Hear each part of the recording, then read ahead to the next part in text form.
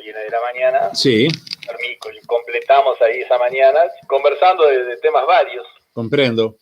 No, yo lo escucho de mañana, digo, me parece fantástico, pero tema libre, temas abiertos. Claro. Usted ha denunciado que el gobierno le adelantó 18 millones de dólares al grupo Vía Central que está construyendo el ferrocarril central. Esto es una espina enorme y el único cirujano que veo al lado de esto siempre es usted. El que va a utilizar UPM, ¿no? El ferrocarril ese que está construyendo, pese a que la empresa está incumpliendo con el contrato firmado y también a que había informes que recomendaba que no se efectuara el pago. Claro, bueno, eso fue así. Lamentablemente hay como una, yo diría, apatía, excepto en programas como el suyo, periodismo de investigación, con este tema, que vio que hay una poesía de, creo que es Gustavo Adolfo Bécquer, que habla de la muerte, Bécquer en esa poesía, y dice, hay algo que explicar no puedo, y después sigue el poema, ¿no? Que me infunde a la vez repugnancia y miedo, y después continúa. Pero esa frase, hay algo que explicar no puedo, se la robo a Bécquer, por el tema UPM, porque yo hasta que me estoy como aburrido de escucharme a mí hablar de UPM, y veo que hay como que todo el espectro político, no digo la gente, porque ahora le voy a contar una anécdota, si me permite. Sí, por favor, con mucho gusto. Toda la clase política está como anestesiado con UPM. Por eso, como yo dije que era como la película de Harry Potter y el personaje bíblico de la serpiente, que aparece hasta en la película de Harry Potter, que encantaba al personaje en el sentido de que lo anulaba, no que le gustaba, un poco se rieron de mi comparación, pero creo que no la entendieron. El otro día usted sabe que fui a cambiar el parabrisas de un auto. Y como no había nadie, me atendieron inmediatamente, y el joven que estaba cambiando el parabrisas, que era un dependiente, digamos, de la casa de parabrisas, bueno, cambió el parabrisas y se remitió a su trabajo muy bien, rápidamente, y en un momento me mira y me dice, no habíamos hablado una palabra más que el saludo. Me dice, qué lástima que el presidente no usó aquello que usted dijo de la Constitución para parar el contrato. ¿Sabe qué me sorprendió? No era de la Constitución, era un artículo del contrato, pero me sorprendió que ese joven me hiciera ese comentario. Entonces yo me di cuenta que cuando uno hace de pronto larga algo al aire, como puede ser un audio, llega a lugares inesperados. Y de pronto, eso se cuenta que fue en abril del año pasado. Y bueno, a ese joven le quedó. Entonces, yo no sé a cuántas personas, habitantes de la República, como digo yo al Uruguay, que me gusta decir de país, tienen ese tema. Pero la clase política no. Absolutamente alineada, todos los partidos sin excepción. ¿Qué fue lo que pasó con ese préstamo que usted me dice? La empresa que construye la vía del ferrocarril central es una empresa privada que al ganar la licitación se preocupó de conseguir sus propios financistas. O sea que el Estado no pone dinero para la construcción. Esa empresa consiguió el préstamo, construye en virtud de ese préstamo, y Uruguay devuelve el préstamo en 14 cuotas de 147 millones. O sea que cuando empieza a pagar el préstamo, que es dentro de 3 años, ahí lo empezamos a pagar nosotros. Pero ¿qué pasa? Como la obra está atrasada y en algunos sitios detenida, los bancos que van entregando dinero a cuenta del avance de obra dejaron de entregar el préstamo.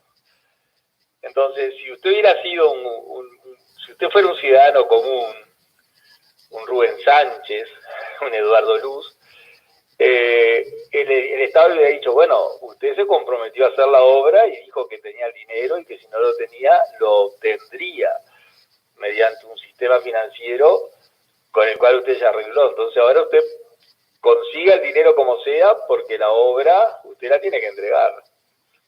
Eso hubiera sido lo normal. Pero ¿qué pasó con el gobierno uruguayo que trabaja para UPM? porque los gobernantes dicen que trabajan para UPM, yo no los estoy acusando. Jerarcas de gobierno, ministros han dicho, nosotros trabajamos para UPM, así textual, lo han dicho incluso en notas periodísticas. El gobierno uruguayo, al ver eso, pide un informe a los servicios económicos financieros de la OPP y del Ministerio de Economía a ver si el Estado puede poner dinero para detrancar la obra, o por lo menos comprometerse frente a la banca internacional de que el Estado garantiza la realización de esa obra y que está interesado en que se termine, como para aceitar la máquina, vamos a decirlo, y sensibilizar a los prestamistas. Los servicios jurídicos correspondientes informan lo inconveniente de hacer eso. Pero como los informes no son vinculantes, son asesoramientos, los jerarcas pasaron por sobre eso y adelantaron el dinero. ¿Dinero uruguayo? Sí, claro, ¿no? De plata nuestra. En un momento que yo no es que tome partido, o sea, yo no estoy proponiendo ni la renta básica, ni todo eso que se habla todos los días, no lo estoy proponiendo porque ni siquiera lo tengo bien resuelto al tema. Pero las palabras que se plantea diariamente. Sí. El otro día votamos en el Parlamento una ley muy buena que crea 15.000 puestos de trabajo, que es mucha cantidad. Se cuenta que estas mega empresas dan 300 puestos. Sí, sí. Cuando empiecen a funcionar, estos son 15.000, con un salario de 12.000 pesos por quincena, que es bienvenida para quien no, por favor, la tiene. Pero acá se largan millones de dólares para el tren, yo diría sin control. Ese es un tema, usted sabe que... ¿Está cansado usted? Cansado, estoy decepcionado. Me di cuenta que, bueno, que hay que seguir. Hay un profesor, un catedrático de la Facultad de Derecho de la década del 30, Arcos Ferrán, estaba enfermo, una enfermedad que finalmente falleció, y él sospechó, ya estaba en las noticias, ya estaba en la conversación pública, que el presidente Terry iba a dar un golpe de Estado. Estoy hablando del año 33. Entonces, Arcos Ferrán se reintegra a la cátedra para dar una clase, que es una clase que nosotros la damos desde ese año en adelante, todos los años en la facultad, cuando se habla del concepto de nación, nos remitimos a esa clase de Arcos Ferrán, porque fue algo memorable que no ha sido superado. Entonces, cuando la Constitución dice que la soberanía radica en la nación, ¿qué significa eso? Y él lo explicó de manera extraordinaria. Pero al final de esa clase, que de pronto es lo que quiero ir, él dice que la democracia es un sistema de gobierno que nunca se va a alcanzar. Pero sin perjuicio de lo cual, también dice, esa sentencia de que nunca vamos a llegar, no nos debe desalentar, dice. Y nosotros tenemos que seguir intentándolo, aunque sepamos que nunca plenamente se va a alcanzar, porque el otro plato de la balanza frente a la democracia es el autoritarismo. Entonces dice, más vale seguir peleando por esto y no por lo otro.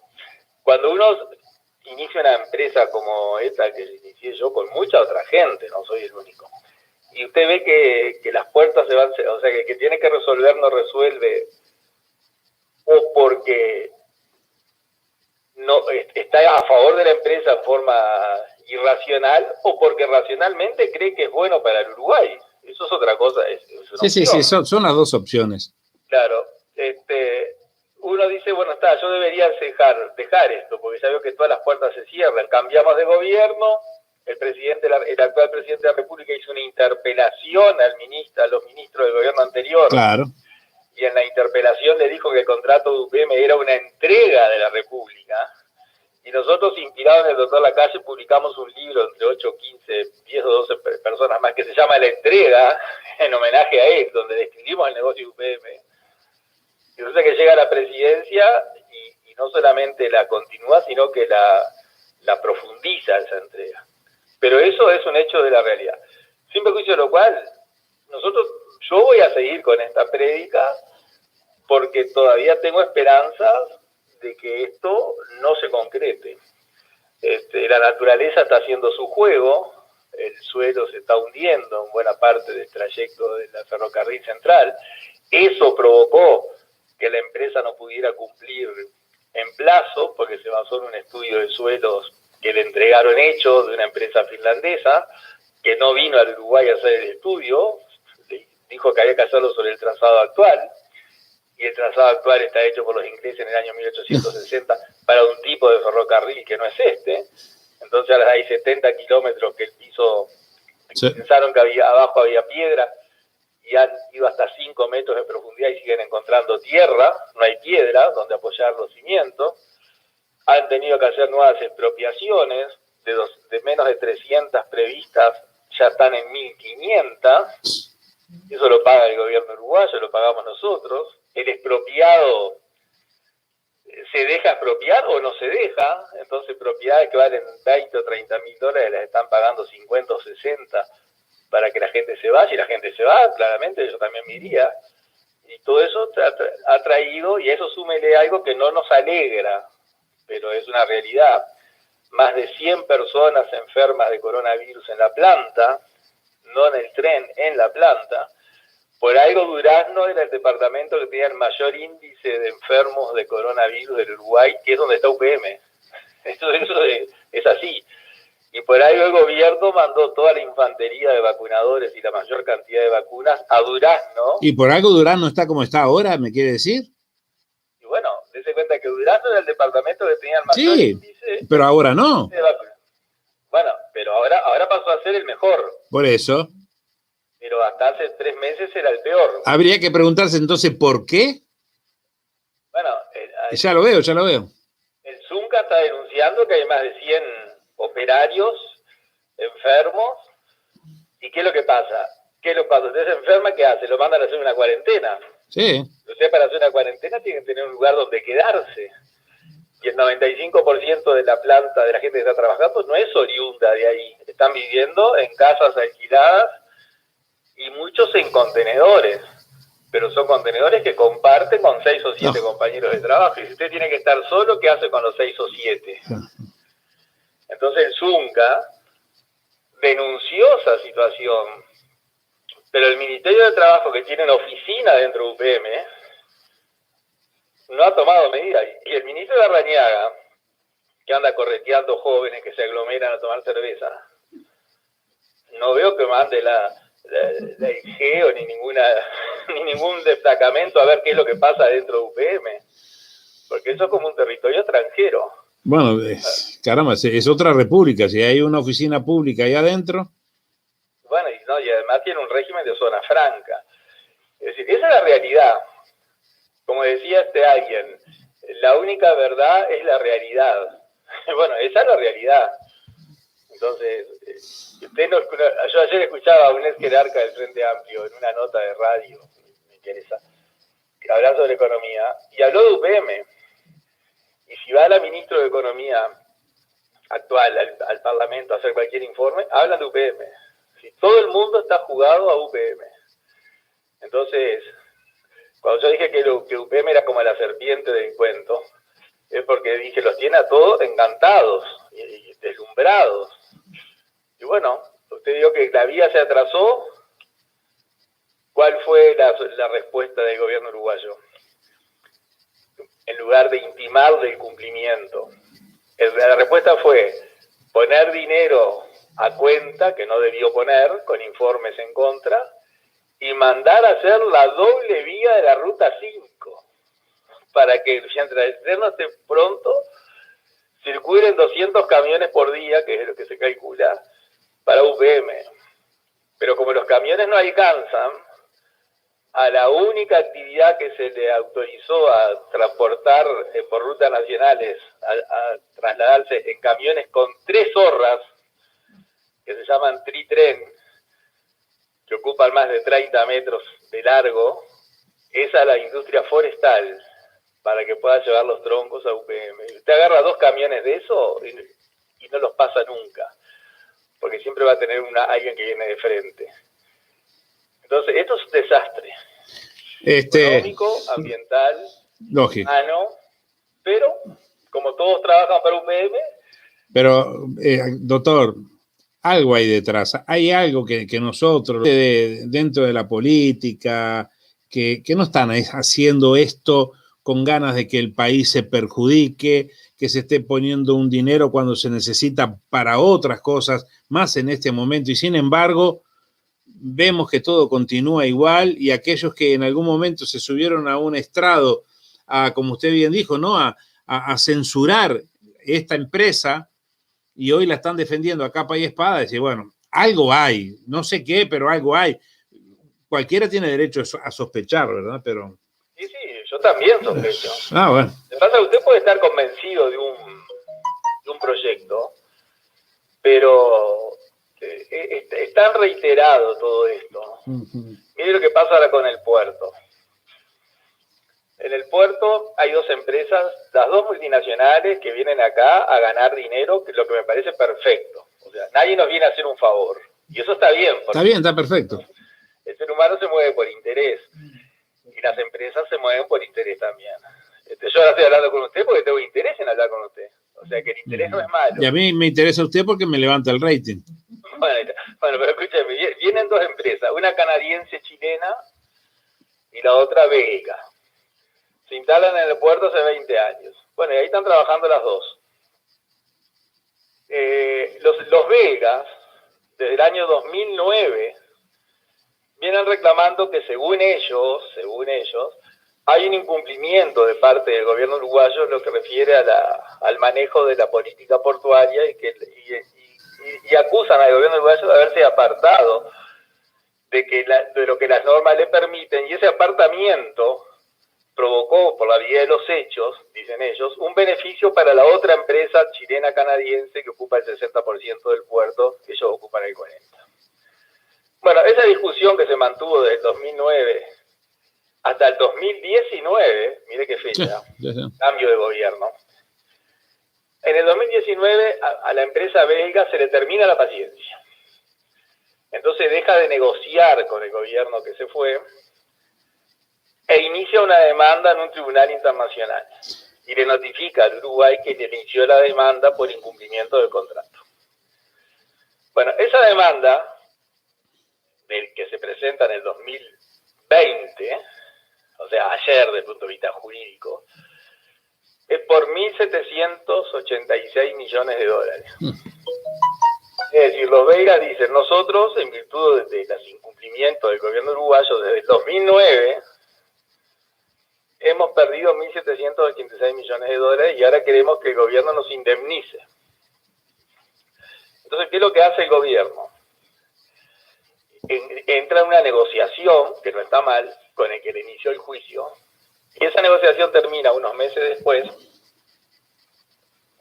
en un nuevo contrato con los belgas, por el cual la empresa belga retira el juicio, se compromete a invertir 450 millones de dólares, que es una inversión tremendamente grande,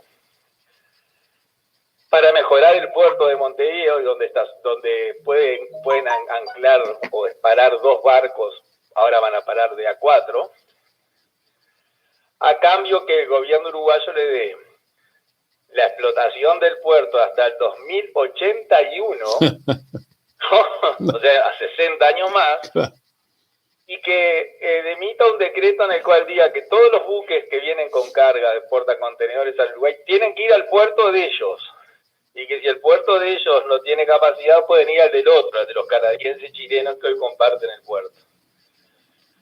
Bueno, eso se firma.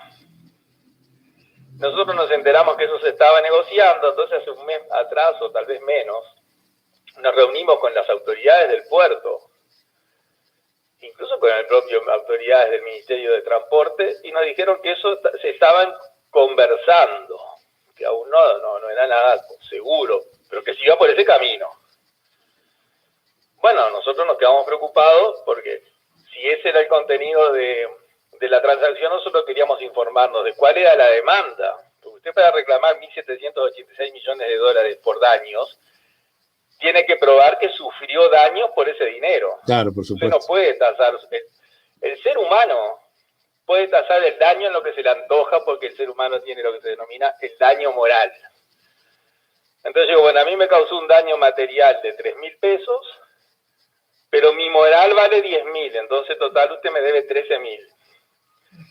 La doctrina alemana define al daño moral como la lesión al alma. Mire qué buena definición. Lesión al alma. Pero también dice que las empresas no tienen alma. Por lo tanto, una empresa no puede reclamar daño moral, solamente puede reclamar daño material. Entonces yo dije, bueno, si reclaman 1.786 millones de dólares y reclaman desde hace 9 años, esta gente debe estar ganando 150 millones de dólares por año, y esos son los que se privaron de ganar en virtud de los 11 años de incumplimiento del gobierno. Entonces pido los balances de la empresa, que como es una empresa concesionaria de un espacio público, los balances los tiene que publicar. Son públicos, sí. Bueno, consigo los balances, que es un balance importante de 28 páginas, y lo hago analizar por los profesores de la cátedra, de una de las cátedras de Ciencias Económicas. Digo, mira, yo no entiendo nada de esto, pero tú me puedes decir cuánto es la ganancia de esta gente por año. Entonces me hacen un estudio, me lo devuelven y me dicen, en el 2019, de utilidades netas, más o menos 6 millones de dólares. Yo pregunto, ya, si ganaron en un año 6 millones, ¿cómo pueden reclamar 1.700 millones? Porque para reclamar 1.700 tienen que ganar 150. Bueno, entonces la primera conclusión que usted saca es que ese juicio no tiene ningún fundamento real desde el punto de vista económico, porque si una empresa gana 8 o 10 millones de dólares por año y reclama lo que dejó de ganar en 10 años, tiene que reclamar 100 millones. Más o menos. Bueno. Sí, bueno, pero vamos a pedir los informes jurídicos, porque me imagino que el Estado, con todos los abogados que tiene, habrá hecho un sesudo informe jurídico en el cual los abogados de la administración pública le recomendaron al gobierno hacer la transacción porque ya veían que el juicio lo perdían. O sea, me imaginé que era eso que es lo que hubiera hecho yo. Pero nos dicen que no hay informe jurídico. O sea que la transacción se hizo sin información jurídica. O sea que fue una transacción hecha, yo diría, haciendo un asado. Se hizo un asado y como, che, vamos a arreglar esto. Digo, bueno, debe haber un informe de alguna consultoría que nos hizo ver los beneficios económicos del negocio, ya que no tenemos este otro. Y las autoridades del puerto me dicen que ese informe sí se hizo, pero hizo la empresa Vega. Uruguay no hizo nada. Entonces, yo, en llegada a esta ocasión, como dice hay una poesía de Calderón de la Barca, La vida es sueño, que hay una parte que dice, y llegada a esta ocasión, un volcán, un Etna hecho, ¿no? Calderón habla del personaje del poema. Pero uno se pone un volcán, un Etna hecho. Yo me pregunto, usted ve la prensa, y la prensa escrita, y la noticia es el fútbol, los goles de Cavani, que no tengo nada que decir al respecto. Claro. Coronavirus y más nada. El coronavirus, que la ministra de Vivienda le mandó un WhatsApp a la presidenta de una repartición pública para preguntarle si había dado trabajo a determinada persona. Que un diputado de Salto dice que mandó uno sobre una gente a trabajar en un ómnibus con unos contagiados. Todo eso puede ser valioso. Pero eso es una noticia de un día. Y esto que nos mete 60 años, y que hablamos de miles de millones de dólares, como quien habla de, no sé, del cambio así, de la propina del cuidacoche. Claro que sí. Entonces no hay nadie que lo afecte a esto. Y usted sabe que yo pienso que la política, más que respuestas, son preguntas. Entonces, en todos los ámbitos de la vida, a mí me parece que uno tiene que hacerse la pregunta, siempre una pregunta. Y si usted hace la pregunta adecuada, va a llegar a la respuesta adecuada. Es un tema filosófico. Todo en la vida es filosofía. El tema es la pregunta. A mí un día pasando por el palacio, iba de un salón al otro y un periodista me dice, ¿le puedo hacer una pregunta, diputado? Sí, claro. Entonces me pregunta, ¿usted qué opina que el vicepresidente del INAO esté en contra del aborto? Yo dije, ¿esa pregunta qué sentido tiene? Primero, que lo que yo opine no importa. Y segundo, que lo importante sería si lo que piensa el vicepresidente del INAO está en contra de lo que él hace en el servicio. Entonces tú tendrías que preguntarte, ¿que el vicepresidente del INAO esté en contra del aborto afecta la función? No, entonces la pregunta no tiene sentido que la hagas. Claro, pero era una forma de involucrarlo a usted personalmente en un... Exactamente. Entonces la pregunta es la siguiente. Yo dije, bueno, si estamos en un país donde, que incluso la hice el otro día en cámara, y no fue bien recibida, pero... No. Es muy común.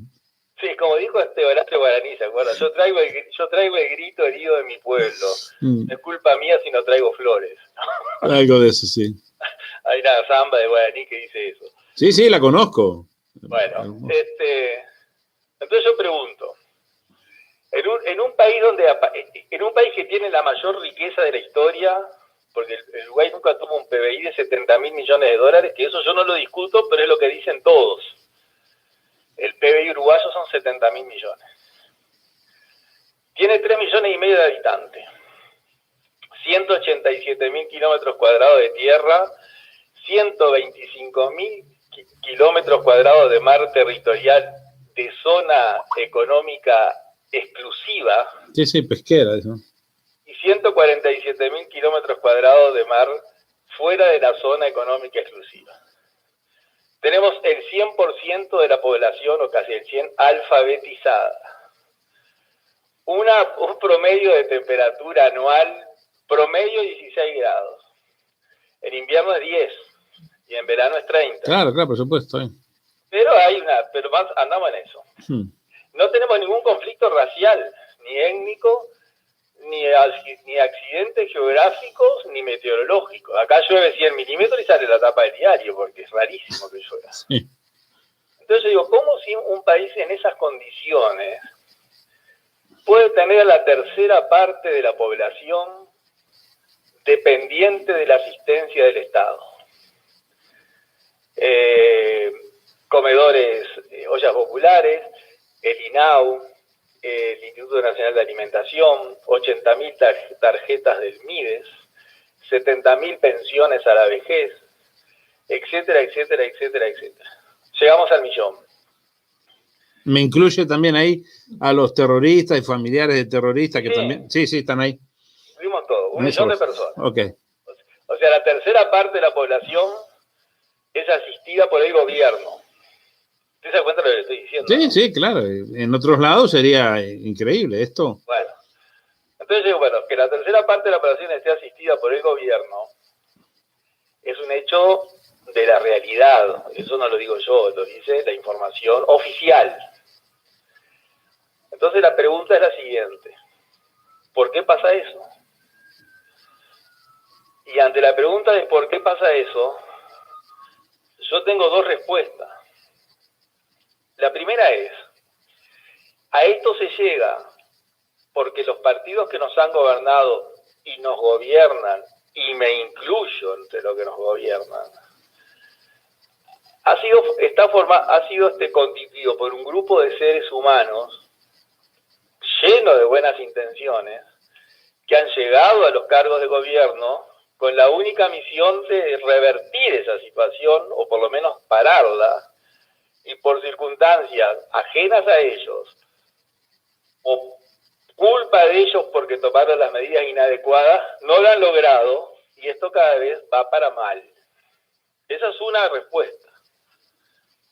Y la otra es, los partidos políticos buscan tener una tercera parte del cuerpo electoral asistidos por ellos mismos, porque ahí tienen una población cautiva que por temor a perder la asistencia lo votan.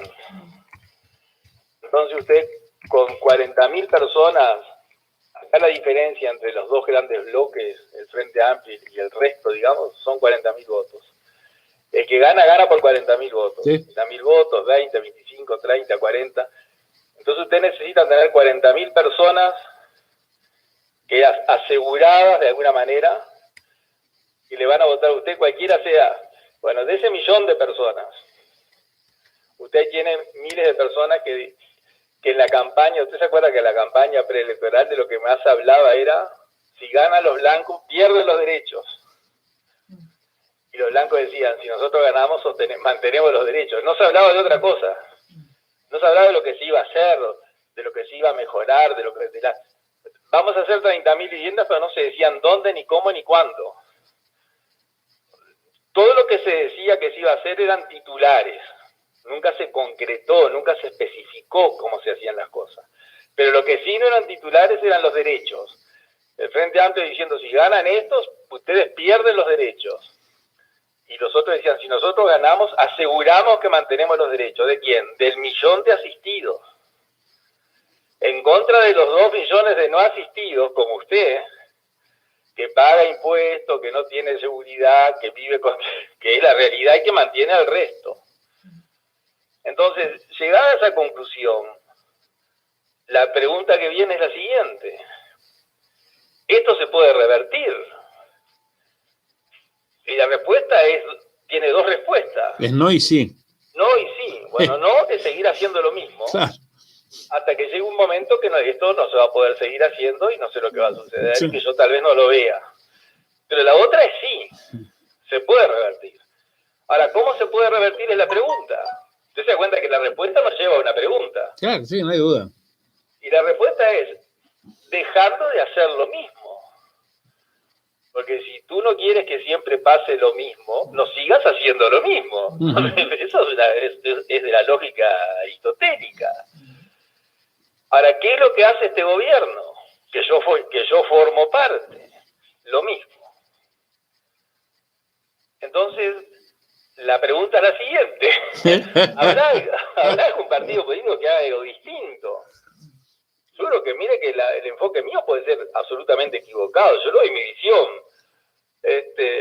Y yo digo, bueno, aparentemente no hay ninguno que haga algo distinto. Pero como dijo el profesor Arco Ferrán, uno forma parte hoy del gobierno. Porque yo soy parte del gobierno. No es que el gobierno es la calle y yo lo ayudo. No, nosotros estamos en el gobierno, tenemos ministros, tenemos diputados, tenemos directores, tenemos todo. Senadores, ¿no? Senadores. Entonces, lo que hay que hacer es intentarlo. Hay que intentarlo. Doctor, necesito que me hable un poco de la Constitución, ¿puede? Sí, claro. Y ¿sabe por qué quiero ir a...? Tengo un grupo de amigos que hace rato largo está esperando la respuesta del presidente de la República y basado precisamente en el artículo 30 de la Constitución que dice que todo habitante tiene derecho de petición para ante todas y cualesquiera autoridades de la República. La pregunta es, frente a un petitorio hecho a una autoridad, ¿tiene la obligación de responder? ¿Existe acaso un plazo legal dentro del cual debe hacerlo o puede ignorarlo u obviar la contestación? La contestación, porque el artículo 30 no dice nada al respecto en cuanto a la Constitución. No, pero, de la contestación, perdón, sí. Bueno, usted tiene que ver qué es lo que pide y quién lo pide. Eso es clave. O sea, por ejemplo, si yo que vivo acá en la Costa de Oro, pido que se ponga un semáforo en una esquina en la ciudad de Artigas, si quiere no me contestan. Porque si usted está pidiendo algo que no tiene ni interés directo en ese tema, no tiene vinculación con ese tema. Entonces, para que yo le responda, usted me tiene que pedir algo que usted esté involucrado en el tema. Bueno, no sé lo que están pidiendo. Esta gente, estos amigos míos, lo que están pidiendo es que por tener la edad que tienen y teniendo en cuenta la pandemia que se encuentra, que, digo, sabiendo que son septuagenarios, octogenarios, que tienen una cantidad de enfermedades muy graves, que los dejen ir a cumplir una pena a sus casas. Bueno, esa gente tiene, eso se resuelve así. A ver, cuéntame. No tiene que ir al artículo 30. Vaya al 318. Mire, se lo digo de memoria. Gracias. Usted es un genio.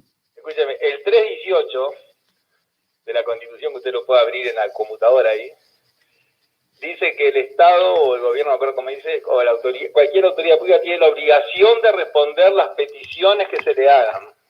Ahí, ese artículo dice la obligación, el 30 no dice de obligación. No, claro.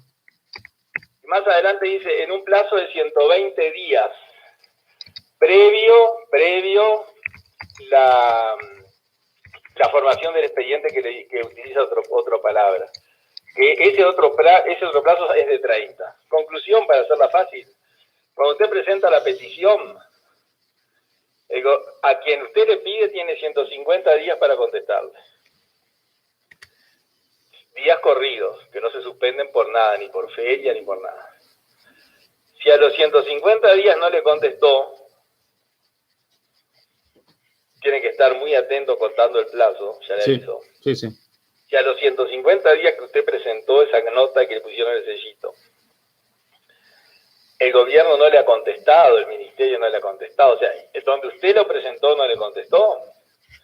El presidente de la República. Bueno, si a los 150 días que usted presentó la nota, por escrito, la presidencia de la República no le contestó, usted, antes de que pasen 10 días, escúcheme bien lo que estoy diciendo, sí. Antes de que pasen 10 días, a contar desde los 150, o sea, antes del día 160, usted tiene que presentar un recurso. Y ese recurso lo resuelve no solamente la presidencia, sino el Tribunal de lo Contencioso Administrativo, que es un órgano que está por fuera de la presidencia y por fuera del Poder Judicial, no integra el Poder Judicial, es un órgano autónomo. Y ahí usted obliga a contestar. Usted con ese procedimiento la presidencia le tiene que responder, y si no le responde, el Tribunal de lo Contencioso va a juzgar cuál debió ser la respuesta de la presidencia. Estaba precisamente... Está pidiendo para tener una prisión domiciliaria por razones de edad y de salud, que es lo que tiene el preso común. El Tribunal de lo Contencioso posiblemente diga que sí, que tiene derecho, porque es el régimen que se aplica. Estaba leyendo la ley, yo sé que usted lo está leyendo de memoria, y de por sí ya eso me asombra, ¿no? Pues estoy hablando con usted, estoy caminando. Sí, pero eso no estoy leyendo. No, por eso le digo, pero yo sí lo estaba leyendo y me dice 120 días, a lo mejor No, pero vio que más adelante dice previa la el diligenciamiento del asunto. Bien. Así, lea un poquito más abajo. Me quedo ahí en el 318 para leerlo bien, luego que cortemos con usted. Pero continúo frente a... ¿Sabe lo que dice? Ahora me acordé. Previa instrucción del asunto. Sí. Dice 120 días previa instrucción del asunto. Sí, qué notable usted. Y la instrucción del asunto está en otra ley que dice que son 30 días.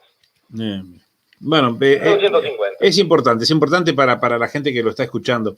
Y frente a una situación sanitaria de pandemia, ¿es necesario esperar que se agote ese plazo para dar una... Siempre es necesario. Tiene que esperar. Yo te sabe que presenté un proyecto que no se va a aprobar, pero tiene que ver con lo que estamos hablando. Sí. Porque si el Poder Ejecutivo, si la presidencia a usted no le contestan 150 días, póngale que no le conteste. O sea, se le antoja no contestarle. Ese silencio de la presidencia vale como que rechaza lo que usted está pidiendo. Yo presenté un proyecto interpretativo de ese artículo que todavía no se trató, donde digo que si la administración pública no contesta, vale como que acepta lo que usted está pidiendo. Sí, por supuesto. Entonces, si ese proyecto se aprobara, ahí es todo. Toda la administración pública se tendrían que poner a trabajar. Todo el mundo estaría corriendo. Vamos a contestar. Vamos a contestar, porque si decimos que si no contestamos, quiere decir que aceptamos. Sí, por supuesto. Y el Estado abusa de esa situación dominante frente a nosotros, diciendo, yo no diciendo nada, gano. Entonces el proyecto me dice, no, usted si no dice nada, pierde. Entonces, si quiere ganar, tiene que decir, pero para decir tiene que hacer. y para hacer tiene que ponerse a trabajar, cosa que no hace. Notable. Le voy a plantear un hecho concreto para requerir su opinión. Y me abuso porque yo no sé si dentro de diputados hay otra persona con su capacidad en lo que respecta al conocimiento de la Constitución, ¿verdad? Pero escuche, Rubén, usted esa nota que me dice, tenga la fecha que la presentó y cuente 150 días. Sí, señor, quédese tranquilo, ya lo están escuchando, ya están anotando y están tomando, pero muy en serio, sus palabras, y de pronto por ahí lo volvamos a molestar. Pero ahora me quiero referir al caso del coronel Eduardo Ferro, al cual se le dispuso una medida cautelar privándolo de su libertad a solicitud del fiscal, avalada por el juez de la causa sin mediar procesamiento o formalización. Ante el recurso de apelación de la defensa, el Tribunal de Apelaciones, por unanimidad, dispuso su inmediata liberación por considerar que la prisión dictada fue absolutamente ilegal, porque es necesario que se hubiese concretado el procesamiento o la formalización de la investigación. A su criterio, esos funcionarios públicos, especialmente calificados, que el Poder Judicial dice que dispusieron una medida que fue ilegal, ¿incurrieron en el delito de privación de la libertad agravado? No, para mí no. Porque ¿sabe lo que pasa? Que el Tribunal de Apelación resolvió bien. La apelación dijo no, para que la persona sea privada de libertad debe ser procesado, no se puede poner preso a alguien sin procesamiento. Lo que pasa es que el Código de Proceso Penal actual, que es un código inconstitucional, y la Fiscalía, que la promueve, llegaron a la conclusión de que en el Uruguay se puede poner preso a una persona sin procesarla, o sea, algo impensado en el Uruguay, o sea, nadie se le ocurrió que una persona podía estar presa sin orden judicial, así para hacer la cosa, con un orden fiscal. Eso no pasó nunca, eso es una barbaridad, es un disparate, eso es bueno, yo sostengo que el Estado de Derecho no existe en el Uruguay. Bien. Sí, pero, ¿qué pasa? El fiscal dice, bueno, yo entiendo que tiene que estar preso, y como el juez perdió todas las competencias en el nuevo código, que prácticamente tiene que hacer lo que el fiscal le pide. Muy bien. El juez podría haber dicho, bueno, mire, yo no le doy la prisión porque yo no lo procesé todavía. El día que lo procese, sí, le doy la prisión. Pero si el juez acompaña esa postura de la fiscalía y la defensa apela lo bien que hace, y 3 jueces, que también son jueces, de más jerarquía y con otra trayectoria en el Poder Judicial, con más años, revocan la sentencia del primer juez. Entonces, cuando revocan la sentencia, usted no puede decir que esos primeros que actuaron mal, actuaron violando la norma, sino que lo que dicen es que interpretaron distinto el texto. Entonces el tribunal interpretó correctamente y el primer juez interpretó erróneamente. Y por eso se basa. Ahora, ¿qué pasa? Si a usted lo condenan, que ya es distinto, que ya ha pasado en el Uruguay, ¿no? Que lo condenan, o sea, se terminó el proceso condenado, el juez lo condenó, no lo procesó, lo condenó, y usted recurre la condena y el tribunal revoca la condena, por ejemplo el caso de Amodio Pérez, póngale que claro. Tiene ahora, sí. Ahí no solamente inmediatamente queda libre, sino que lo deben indemnizar. Ahora, esa indemnización, si se prueba que el funcionario público que provocó todo ese daño actuó con culpa, que es un tema técnico que no es para profundizarlo en el programa, se puede ir contra el patrimonio personal de ese funcionario. Cosa que no se hace, pero el artículo 25 de la Constitución, que si la tiene ahí después lo lee, dice que cuando el Estado causa un daño lo debe reparar, y cuando ese daño fue en virtud de que un funcionario cualquiera, aunque sea un juez, actuó en forma culposa, se puede ir, no dice que se deba, se puede ir contra el patrimonio de esa persona. Pero todo eso hay que hacerlo, ¿no? Claro, pero se trata, doctor, se trata de 2 calificados funcionarios públicos que habrían incurrido en un ilícito penado por la ley con el agravante de que la prisión fue por un plazo de 15 días. Y entiendo, usted me dirá si estoy equivocado, correspondería una denuncia penal ante quién la deberíamos de realizar, ante quién se debería de realizar eso. Fueron 15 días. Bueno, la denuncia penal la realiza ante el Poder Judicial. El propio Poder Judicial es el que recibe la denuncia. Los abogados que entienden el asunto, hay una planilla de turnos que es como una ruleta, como el juego de la ruleta, sí, que al azar le marca el juzgado, o sea, usted no puede elegir el juzgado. Es algo aleatorio, te toca, se pone el dato y ¡pam!, se lo mandan a un turno como el 5 de oro, a lo que sea. Y ahí usted presenta la denuncia. Está bien. Bárbaro.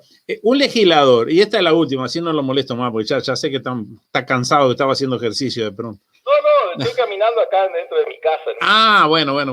Un legislador, doctor Eduardo Lucita, ¿puede pedir un informe a los ministros del Interior o de Defensa, no sé, a cualquiera de esos dos, solicitando información, por ejemplo, del armamento y otros pertrechos incautados? Usted lo recordará en aquel procedimiento que oportunamente se realizó en la calle Elba, que pertenecían al contador Felma. ¿Sabe por qué le digo? Porque en ese pedido de informe se tiene que requerir marca, tipo, calibre, cuál es el destino actual de ese material bélico, y el pedido tendría como finalidad poner en evidencia que eran armas de última generación, porque el doctor Díaz, que fue juez de aquel caso, y el doctor Percievale, que era el fiscal en su momento, concluyeron en que era un caso de esos que juntan porquerías, que padecen el mal de Diógenes, de modo que se pudiera reabrir el caso. ¿Hay algo de eso se puede hacer? Eso se puede hacer, sí, totalmente. O sea, cualquier legislador puede pedir al Ministerio del Interior. Usted lo que no puede pedir, por ejemplo, al Poder Judicial es que le explique una sentencia. Eso no se lo puede pedir porque la sentencia la tiene que entender usted. Pero usted le puede pedir al Poder Judicial por qué nombró a Pedrito de juez y no a Julito. Eso se lo puede pedir. Y después, como lo que se incauta de un procedimiento policial y judicial, usted puede hacer un pedido preguntando qué fue lo que se incautó, dónde está y qué destino tuvo. Pero más fácil que eso, a ver, mucho más fácil, es ir al juzgado. Cualquier abogado va al juzgado y pide que se desarchive ese expediente, se lo van a desarchivar, y usted ahí accede al expediente. Y en el expediente tiene que estar la descripción de cada una de las armas, porque lo que le va a contestar eventualmente el pedido de informe es sobre la descripción de las armas que usted está pidiendo. Entonces usted va al expediente y ahí va a decir si las armas eran de qué año, de cuándo eran, qué eran, etcétera, qué se hicieron con ellas, etcétera. O sea que lo primero que hay que hacer ahí es sacar el expediente que está archivado, pero que fácilmente se desarchiva. No tiene ningún problema. Magnífico, trataremos de hacerlo, doctor. Usted trate de desarchivar el expediente, pida el desarchivo, porque además de ese procedimiento, que el doctor Díaz era el juez, y Percievale ex fiscal. Después salió el pasaje de Díaz a la fiscalía. Exactamente, claro. Usted sabe que históricamente en la fiscalía de corte, o sea, la fiscalía es una carrera judicial, es una carrera. Y casi que históricamente los fiscales van ascendiendo y el que llegaba fiscal de corte era un fiscal de carrera. Si bien la Constitución permite que usted pase del Ministerio Público, que es la Fiscalía, al Poder Judicial y viceversa, del Poder Judicial al Ministerio Público, o sea, de juez a fiscalía o de fiscalía a juez, eso está permitido. Es muy poco común que en nuestra historia que un juez pase a fiscal o que un fiscal pase a un juez. Generalmente hay como un respeto, yo diría, no, hay una regla no escrita de que si uno hace una carrera en una repartición, los que asciendan sean los de esa repartición. Y esto fue un caso también un poco curioso, en el sentido que fue como de los casos, de alguna de las excepciones que pasó, que no tiene nada que ver con el caso concreto, pero lo recuerdo, lo traigo a colación, porque como ese fue un caso muy importante, muy sonado, muy conversado, que tuvo mucha prensa, incluso con víctimas fatales en el medio, recuerdo que el titular del juzgado era el doctor Díaz, que finalmente pues terminó siendo el actual fiscal. Querido amigo, se cansó de estar con nosotros acá en el programa de Francamente. Ojo lo que responde, porque si me dice que no, lo vamos a volver a llamar, ¿eh? No me cansé. Bueno, notable. Al equipo de producción vaya teniendo en cuenta porque nos quedan una cantidad de palabras, lo que no nos quedan son más minutos. ¿Cuánto le agradezco? ¿Sabe? Uno siempre aprende con usted. Bueno, muchas gracias. Le mando un abrazo grandote, y gracias por estar ahí en el Parlamento defendiendo las cosas que está defendiendo. Muy bien, muchísimas gracias. Un abrazo. Señores, un crack. ¿Quedó mal? No. Un crack, señor. El doctor Eduardo Lucita. La verdad que un crack, la conoce, la sabe todo. Quise cortar un par de minutos nada más para poder conversar con algunos de los que han mandado cantidad de mensajes que tenemos aquí. A ver, rapidito, Ángel de Sayago me dice, ¿se demoró o se venía? Bueno, no sé. Más de 2 millones de mujeres alemanas de todas las edades violadas en masa, algunas hasta morir durante la violación por soldados soviéticos cuando entraron en Berlín, seguían órdenes de Stalin. Eso para echarle un poquitito más de arena a la montaña que desacredita la ideología comunista como una de las ideologías, mejor dicho, la ideología más asesina en la historia de la humanidad. Murió Sandra Dodera, me dice Ángel de Río Negro, esposa de policía y vocera en el segundo paro policial. Tenía las 2 dosis de Sinovac, pero al parecer se contagió de COVID días antes de la segunda dosis. Aún están por confirmar esa información. Con respecto a las armas, dice, de esas armas se perdieron, no están, pero es bueno tratar de pedir, de reabrir nuevamente ese caso. Está interesante. A ver qué tenemos acá, Luisito, a ver qué nos dice Luis rapidito. Don Sánchez, qué desastre esta justicia vengativa procesando otra vez más injustamente a un inocente, enviándolo a la cárcel. ¿Qué criterio se tiene para hacer esto? Dice Luis. Don Sánchez, para el doctor Luz, ¿cuándo empieza el nuevo partido político? No, traten de no crear división en el momento. La gente se tiene que quedar en el partido multicolor, por lo menos hasta cerca de las próximas elecciones. Ahí sí, cada uno irá por su lado, pero mientras tanto, no creemos divisiones dentro del partido multicolor porque nos vamos a perjudicar todos. No tiene sentido que tengamos un gobierno sin votos. Por favor. Sandra, antes de fallecer, publicó que fue la vacuna la que lo llevó a eso. Hay tweet de ella. Pregúntele a Luz de los sobreprecios de los test PCR del laboratorio Adgen y su vínculo con políticos e intelectuales públicos. Gracias. Matías, no me dio el tiempo. Qué lástima, ¿viste? Con todo lo que yo he podido hablar. Voy con otro más y ¡pac! Y lo terminamos, ¿sí? Porque hay mucha cantidad de mensajes. Siempre militares, políticos, sindicalistas corruptos. Ahora Foro de San Pablo. Gracias, Alberto de la Paz. Y quiero que sepan todos ustedes que para el día 3 de junio, vamos a, lamentablemente estoy buscando acá la información rapidita. Déjenme un segundito porque ya viene la información. Bueno, quédese tranquilo. El día 3 de junio sí, no la encuentro. No la estoy encontrando ahora. No sé dónde fue que lo puse. Acá está, rapidito, mira. Y con esto finalizamos. Amigos, mala noticia, nuevamente. El 3 de junio están citados con posibilidades grandes de ir para adentro, te imaginas, ¿no? En Gallola. Marito Cola, Garmendía, Aguerrondo, Frachele y Giosa. Abrazo a todos. Señor, esto fue Francamente, un abrazo como siempre al mejor estilo rompehueso. El próximo lunes a las 4 de la tarde estaremos aquí en CX40 Radio Fénix. Que tengan ustedes el mejor fin de semana, ese que yo les deseo a todos mis familiares. Un beso grande. Chao. Bueno, gracias a los de YouTube. Un abrazo grandote. Nos vemos el próximo lunes a las 4. El doctor Luz está solo. El propio Cabildo lo dejó de lado, siendo el más inteligente de ese partido. Manini está entrando en la rosca política, me dice Rubén. Bueno, vamos a darle un poquitito de tiempo, ¿sí? Sí, después vemos.